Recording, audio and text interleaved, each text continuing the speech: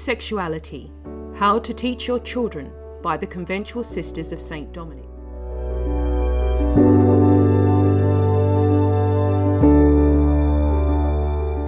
When we live and teach Christian chastity, we seem to have the whole culture against us. The Catholic Church comes to our aid in a great document which teaches us the why and the how of passing on to young people the divine secrets of a chaste and truly human life.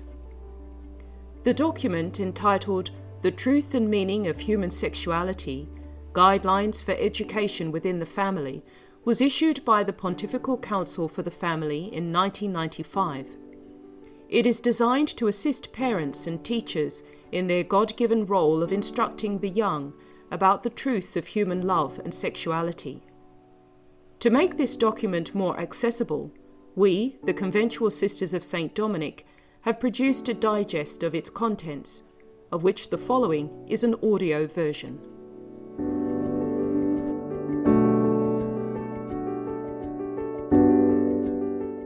Education in sexuality is more important and more difficult today because the fundamental laws about human sexuality are not respected in the world around us.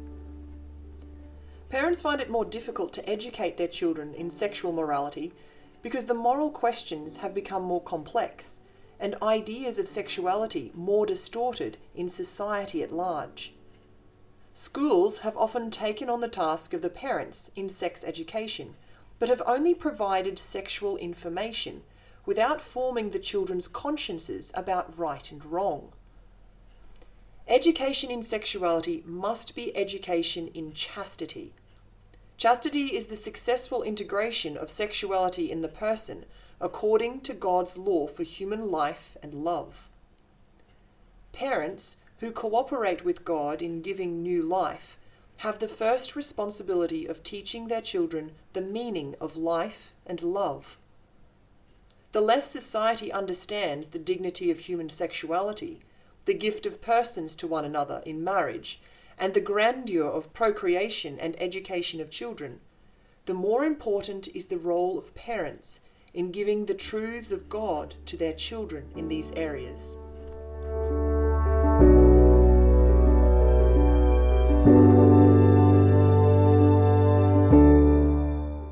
The first truth is that human beings are created in the image of God, who is love.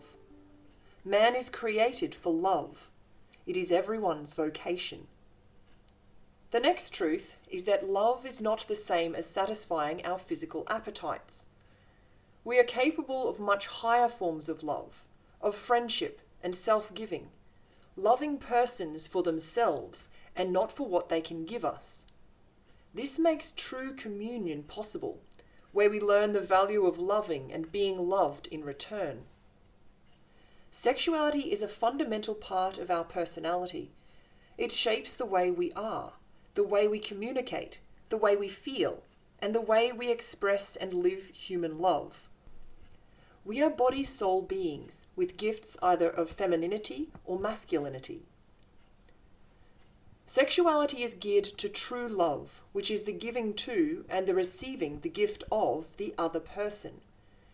It's meant to be a total gift of self, which is why sexual love is given by God only for marriage. Authentic married love is open to life. Married love is not just an expression of the unity of a married man and woman, but makes them capable of the greatest possible achievement, the cooperation with God in creating a new human person. Love and the giving of life must go together in marriage. There is no true love without self-giving, and no self-giving without self-mastery. We master ourselves through the virtue of chastity. Without chastity, we become more and more selfish and unable to love. Chastity makes the human personality harmonious. It matures us and fills us with inner peace. It creates a purity of mind that helps develop self-respect and respect for others. Chastity must be lived in every vocation, in celibate life or in marriage. God gives us all the grace to live chastely, but it is made much easier for young people when the family provides real educational support and example. When parents love each other according to God's plan for love, with fidelity, respect, and generosity towards the new life which can come from their love, they are living chastity in marriage. Chastity is not just a natural virtue which we practice, but a virtue which comes with the gifts of the Holy Spirit. He gives us the spiritual power to live it. Education for chastity, which should take place in the family, has three aims. A. To maintain in the family a positive atmosphere of love, goodness, and respect for the gifts of God, especially the gift of life. B. To help children to understand the value of sexuality and chastity in stages suited to their maturity. C. To help them understand their own vocation to marriage or to consecrated virginity for the sake of the kingdom of God. Other educators can assist in this task, but they can only take the place of parents for serious reasons of physical or moral incapacity. Parents are the first and most important educators of their children, and they have a natural competency in this area just because they are parents. Children should be formed to understand the meaning of true love. They should learn within the family the meaning of Christian marriage, where true love and communion are lived out. Married love has 4 characteristics. First, it is human, physical and spiritual. The married man and woman are so closely united that they become one, both spiritually and physically. 2. It is total. The couple give themselves to one another totally. 3. It is faithful. They vow to remain faithful to one another until death. 4. It is fruitful. The spouses are open to the gift of children, who are the fruit of their love and a sign of his continuity. Christian education for chastity in the family must teach clearly that it is gravely wrong to separate the union of love in marriage from the openness to new life. Contraception and artificial procreation are against the truth of married love and work against full communion between husband and wife. Young people must be formed for chastity in order to prepare them for responsible fatherhood and motherhood. They must be taught the seriousness of separating sexuality from procreation in such things as sterilization, abortion, sexual activity before and outside of marriage. Parents who educate their children for chastity are helping them in turn to build stable, united, and happy families. An essential part of the education for chastity is the special attention that should be paid to education in virginity or celibacy. This should be presented not as a negation of the meaning of human sexuality, but as its most positive meaning, since it is the supreme form of self-giving. In teaching their children the value of celibacy for the kingdom, parents helped to nurture vocations to the priesthood and religious life. Single parents, foster parents, those who take care of orphaned or abandoned children, all must educate for chastity the children in their care. They must always feel supported and encouraged by the Church, who believes in them and guides them with her moral teaching.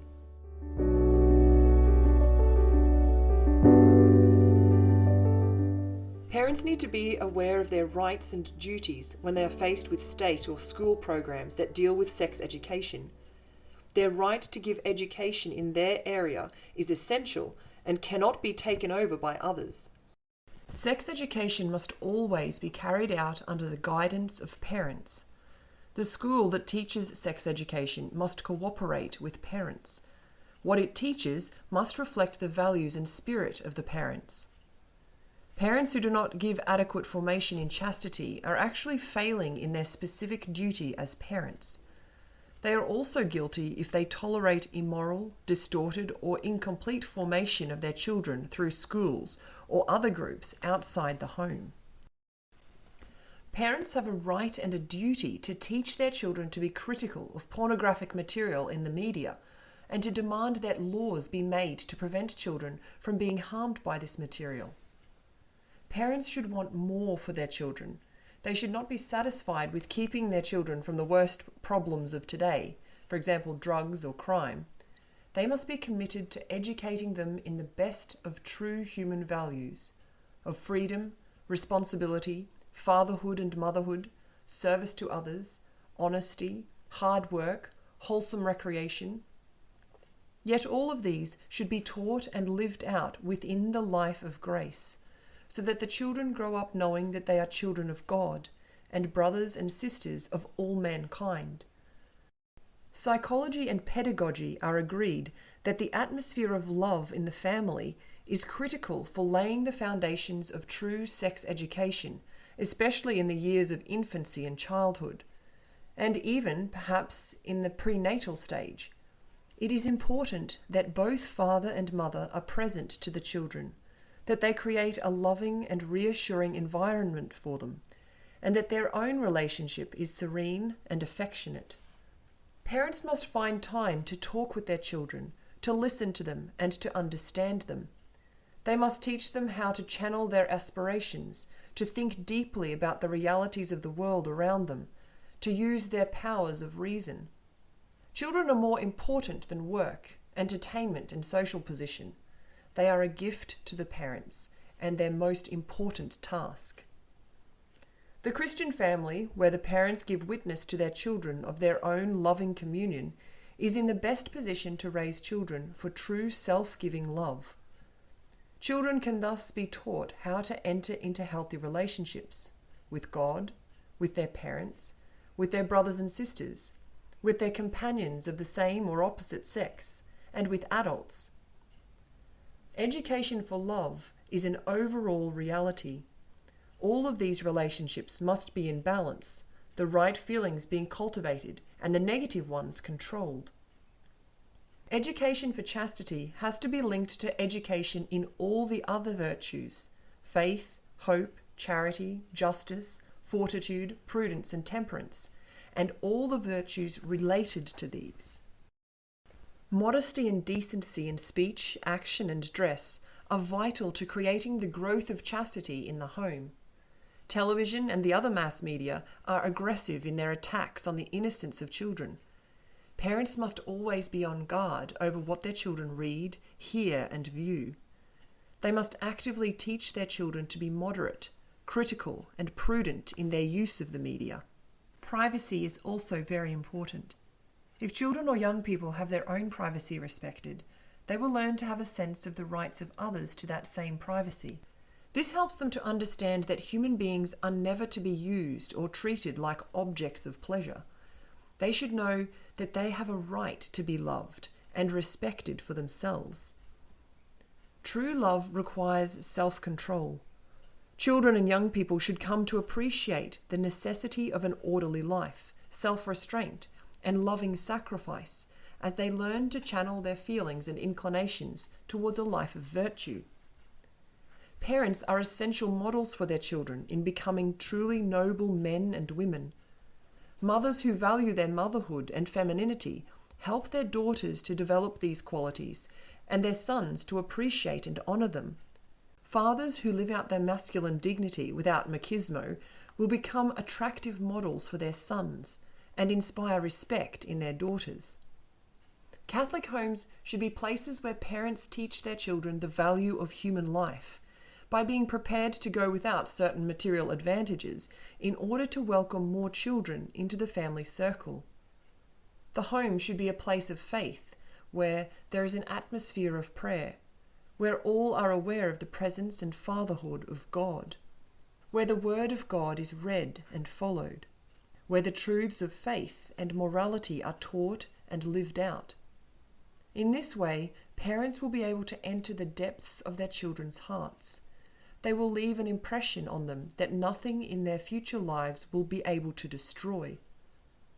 The family is the best environment for giving a gradual education in sexual life, because it is done in an atmosphere of love and in a personalized way that enables the child to grow into the necessary knowledge in a balanced and enriched way.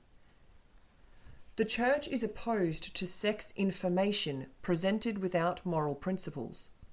Parents should teach their children that we are called to live the gift of sexuality as God has planned it. They must teach them the positive value of chastity as the expression of true love, that only the pure and chaste know the meaning of love in both marriage and in virginity. Sexual information must also be done in the context of the child's total spiritual life, so that they learn the dignity of God's plan for them, for their bodies as well as their souls. Parents should be able to give advice about how to grow in love of God and neighbour, and how to overcome difficulties in sexual matters. Such advice involves keeping control over the senses and the mind, avoiding situations of sin, being modest in dress and behaviour, engaging in healthy activities, prayer and spiritual literature, frequent reception of the sacraments of penance and Eucharist, love for Mary, the Mother of God. Parents are in the best position to teach children how to be critical of the environments in which they find themselves, especially the mass media and various social groups. It is the duty of parents to witness to their children that chastity in one's state in life is possible and that it brings true freedom and joy.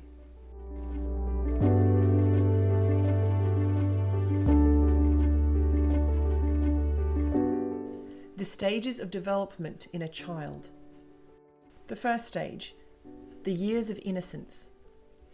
The child is in this stage from about 5 years of age until puberty. This period of tranquility and serenity must never be disturbed by unnecessary information about sex. Children at this stage are normally at ease with their bodies. They know the physical differences between the two sexes, but show little interest in genital functions. They accept the need for modesty in dress and behaviour. Psychosexual development towards what it means to be a man or a woman is taking place, but in a general type of experience from adult example, particularly in the home. During this stage, girls will generally be developing a maternal interest in babies, motherhood, and homemaking, and should be encouraged to value their femininity, using the Mother of God as their model. Boys should be developing a good relationship with their fathers. They should be able to learn from them that masculinity is not a sign of superiority with regard to women, but a call from God to take on certain roles and responsibilities. Premature sexual information given to children at this period of life tend to shatter their emotional and educational development and to disturb their natural serenity. Parents must firmly exclude any attempts by society, for example in schools, to violate their children's innocence in this way.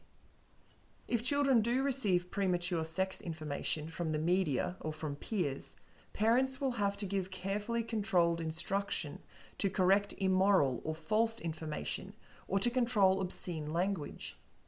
Parents must protect their children from sexual violence by teaching them modesty and reserve with regard to strangers, and by giving them information that will enable them to deal with possible problems without giving details that might upset or frighten them.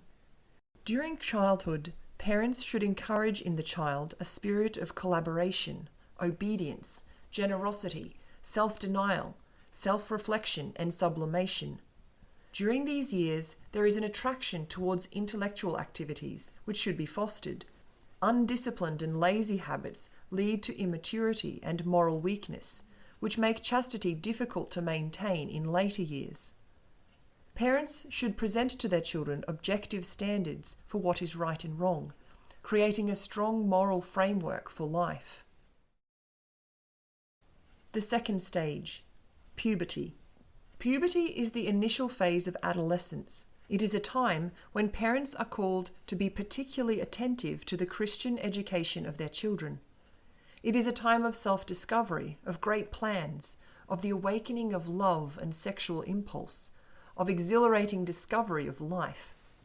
It is also the age of deeper questioning, anguished searching, a certain mistrust of others, dangerous introspection, and the experience of major setbacks and disappointments. Parents should avoid anxiety, fear, and obsessive concern about how to deal with their children's education during this phase. It's an important moment for teaching the value of chastity, although the genital aspects of sexuality also need to be included in the process. Instruction for both girls and boys should aim at pointing out the beauty of motherhood and the wonderful reality of procreation, as well as the deep meaning of virginity.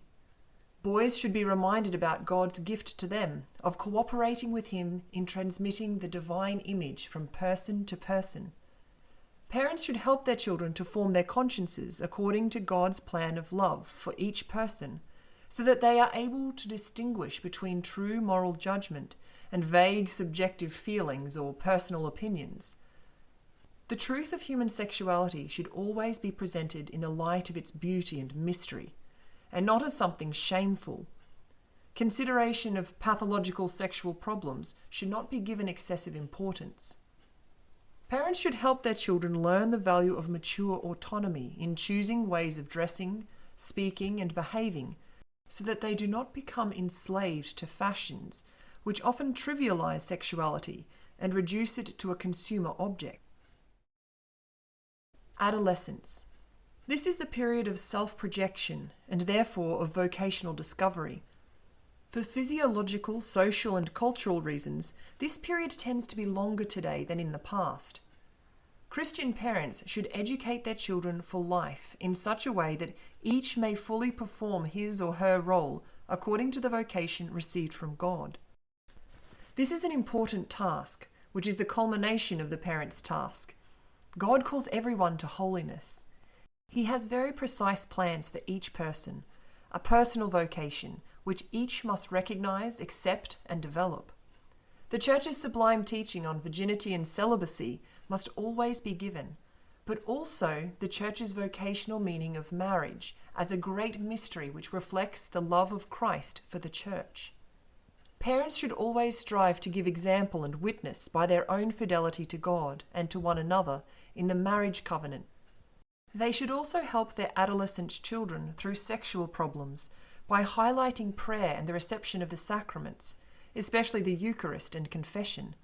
They must also be able to give clear and serene explanations of the moral teaching of the Church, especially on sexual matters.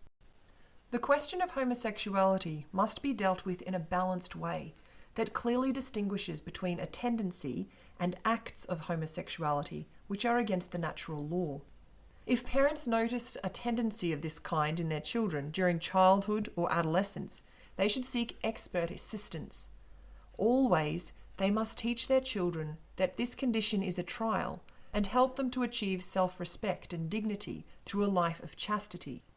The adolescent should be assisted to understand the meaning of true love between a man and a woman, and its ability to be open to and protective of new life. Adolescents need to develop a healthy culture of the body and to develop mature personalities which integrate sexuality into their lives as body-soul beings. Friendship is important at this period of life. Parents should give adolescent children appropriate rights, but should be able to say no when necessary. They should cultivate high ideals of beauty, nobility, and truth, while they help them to work through a phase of search for self-identity. Parents need to help their children not to turn in on themselves, but to develop a critical sense in relation to society around them. They should be able to recognize and go against social trends that stifle true love and ignore the spiritual dimension of life.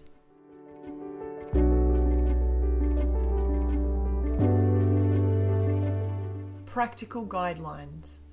Parents must claim their right and duty of educating their own children in matters related to sexuality.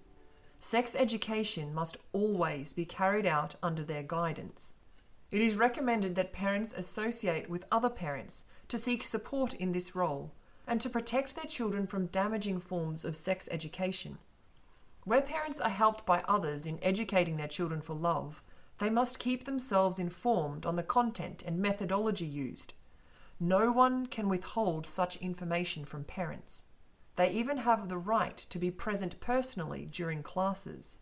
Children should be removed from any program that does not correspond with the principles of the parents, and this should not cause discrimination against their children.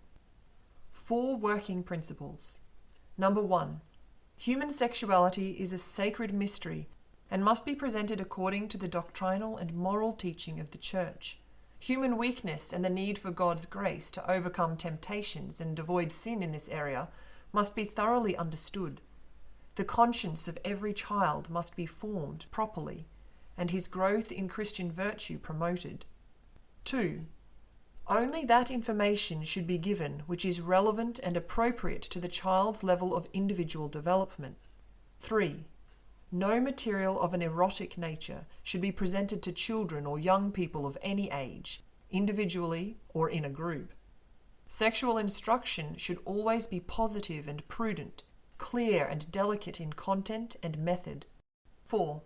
No one should ever be invited, let alone obliged, to act in any way that could objectively offend against modesty, or which could subjectively offend against his or her own sense of privacy or delicacy, through writing, drawing, role play, or doing research into sexual matters. Recommended methods. The normal and fundamental method is personal dialogue between parents and their children in the family circle. Parents can meet with others who have expertise in education for love, to draw on their competence and experience. Parents who find difficulty in communicating with their children in the more problematic aspects of education for love can take part in meetings with their children guided by experts, such as doctors, priests, or educators who are worthy of their trust. Parents can entrust certain parts of education for love to another trustworthy person if there is a special need. Catechesis on morality may be provided by other trustworthy persons, but such catechesis should not include the intimate aspects of sexual information which belong to formation in the family. Parents themselves should be mature in the faith, formed in the divine truths concerned with love and the transmission of human life. Methods and ideologies to avoid. Parents must reject all secularized and anti-birth sex education, which separates God from human life and regards the birth of a child as a negative thing. This kind of program is spread by large organizations that promote abortion, sterilization and contraception as they arouse fears of overpopulation and of sexually transmitted disease and claim to promote people's reproductive rights. Another abuse is when sex education is given to children by teaching them all the intimate details of genital relationships in graphic ways.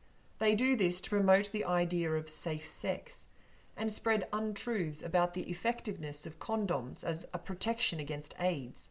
Parents must reject this form of sex education and teach their children that continence outside marriage and fidelity in it are the only ways to sexual freedom and health.